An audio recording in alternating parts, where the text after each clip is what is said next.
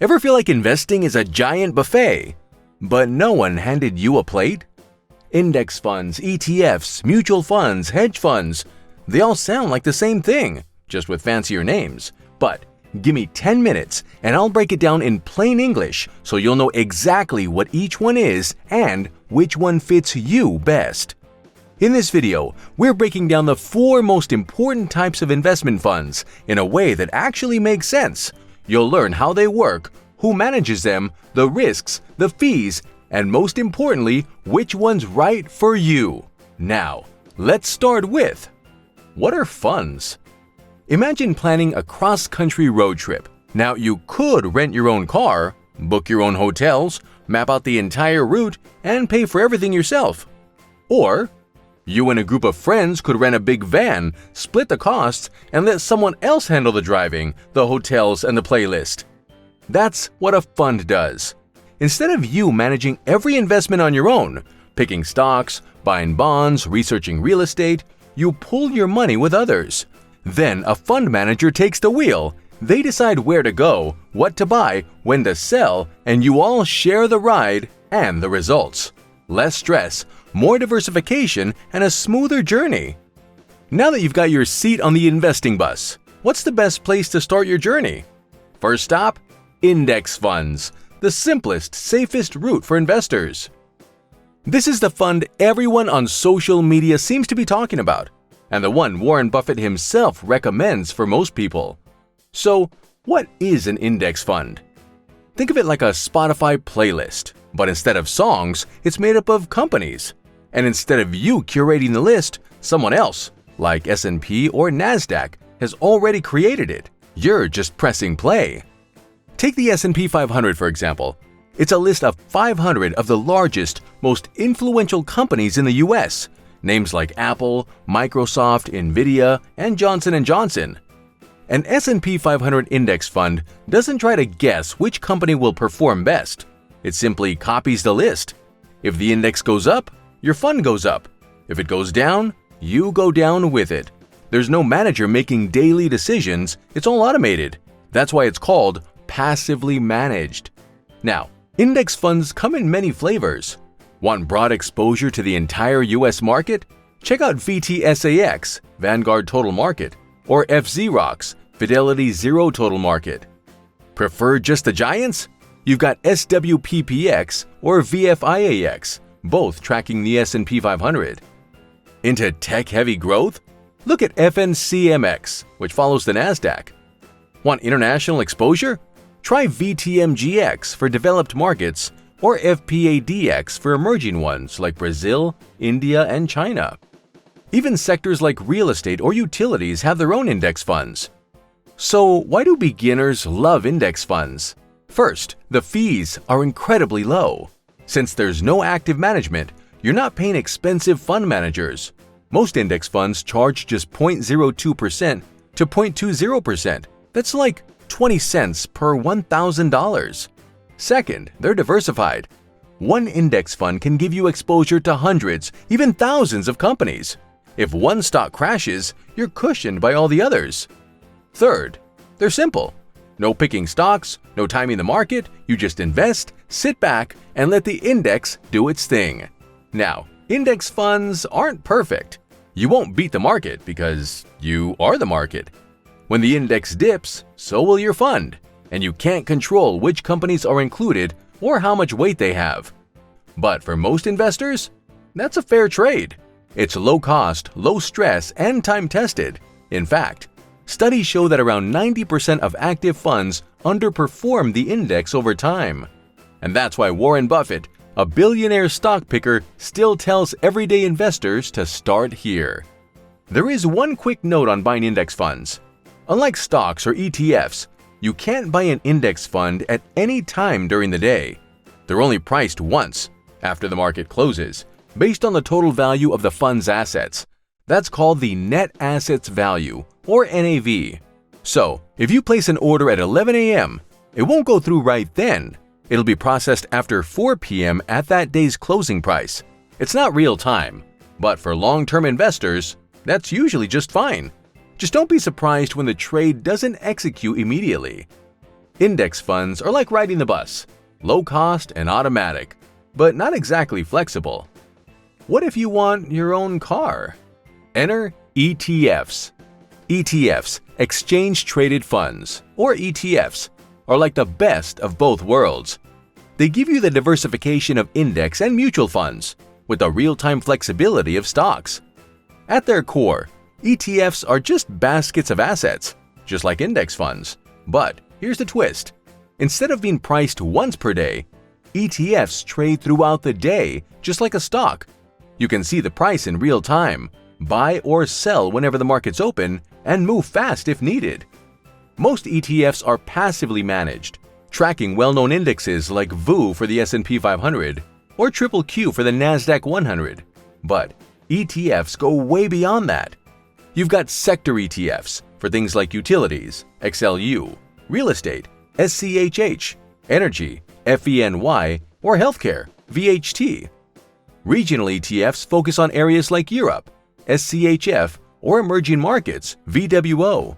And thematic ETFs zero in on trends like green energy, AI, robotics, or dividend-paying stocks.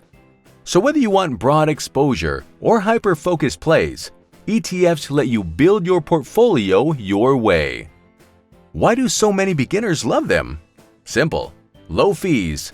Expense ratios often range from 0.03% to 0.80%. Instant diversification. One ETF can hold dozens or even hundreds of stocks. Real-time flexibility. Trade whenever the market's open. It's an easy, efficient, and flexible way to invest. Perfect for anyone who wants to keep it simple without giving up control. But ETFs aren't flawless. Because they trade like stocks, it's tempting to overreact to price swings, buying high, selling low. And not all ETFs are passive. Some are actively managed and come with higher fees. So do your homework before you invest. Still, for most people starting out, ETFs are like index funds on turbo mode, low cost, liquid, and incredibly versatile. But maybe you're not the set it and forget it type. Maybe you believe a skilled expert can beat the market, someone who handpicks winning stocks instead of just following the crowd. If that's you, then buckle up, because next, we're talking mutual funds. Mutual funds are like the strategy-loving cousins of index funds, always trying to outsmart the market. Like index funds, they pool money from investors, but instead of simply copying a list of companies, mutual funds are usually actively managed. That means a professional, or sometimes an entire team, decides what to buy, what to sell, and when to do it. Their mission? Beat the market.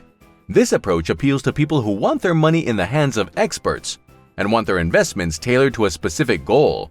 For example, you think healthcare will thrive in the next decade. You want exposure to global infrastructure, or you're seeking conservative funds that prioritize steady income from bonds. There's likely a mutual fund for that. Some popular examples include Fidelity Contra Fund, high-growth U.S. companies; American Funds Euro-Pacific Growth, developed markets outside the U.S.; Vanguard Wellington Fund, a blend of stocks and bonds for balance. What makes mutual funds attractive? Built-in expertise. You're essentially hiring a financial chef, someone who shops for the ingredients, crafts the recipes, and serves the dish. You don't have to lift a finger. And during rocky markets, that guidance can feel reassuring. But here's the catch. That chef isn't cheap. Mutual funds come with higher fees, often between 0.05% and 2.0%, depending on how actively they're managed. And here's the uncomfortable truth. Most mutual funds don't actually beat the market, especially after those fees. So, you might pay more without necessarily getting more. Still, they serve a purpose. If you want access to niche strategies, prefer a hands-off approach, or believe in a manager's edge, mutual funds can be a good fit, especially in retirement accounts where flexibility isn't a daily concern. But what if you're not just trying to beat the market? You're trying to outplay it. You want bold moves, big bets, secret sauce strategies. That's where hedge funds come in, and they play by an entirely different set of rules. Hedge funds. Welcome to the high-stakes table of the investing world, where the rewards are massive, and so are the risks. Hedge funds are actively managed investment vehicles that pull money from the ultra-wealthy or large institutions and deploy a wide variety of strategies to chase high returns. Unlike index or mutual funds that mostly stick to stocks and bonds, hedge funds play in every arena: equities, bonds, real estate, currencies, commodities, even exotic financial instruments like derivatives. And they don't just buy and hold, they go tactical. They might short sell stocks, betting they'll fall, use leverage, borrowed money to magnify bets, or exploit arbitrage, tiny price differences across markets to squeeze out gains. These are not your average portfolio moves. These are aggressive, high-risk, and often high-reward plays. That's why hedge funds are exclusive. They're usually only open to accredited investors, people with a high income or net worth, the kind of investors who can afford to lose big and not flinch. And the fees? Not for the faint of heart. Most hedge funds follow the infamous 2 and 20 model: 2% annual management fee plus 20% of any profits earned. Compare that to the rock-bottom fees of index funds, and you can see hedge funds charge a premium for the promise of performance. There are also many flavors of hedge funds.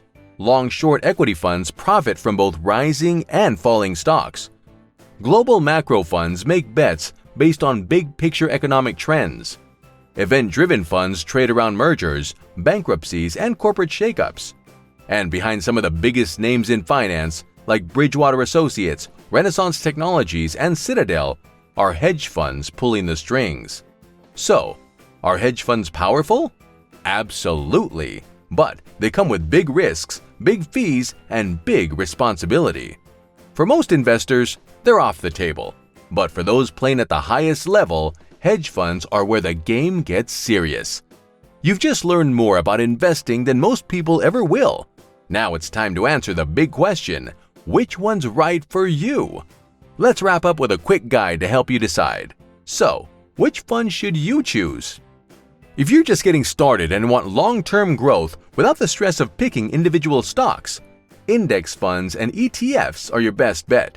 They're simple, low cost, and give you instant diversification, ideal for building wealth over time with minimal effort. Mutual funds are for investors who believe in a fund manager's strategy or want exposure to niche sectors. Yes, the fees are higher, but if you trust the approach, it could be worth the cost. And hedge funds?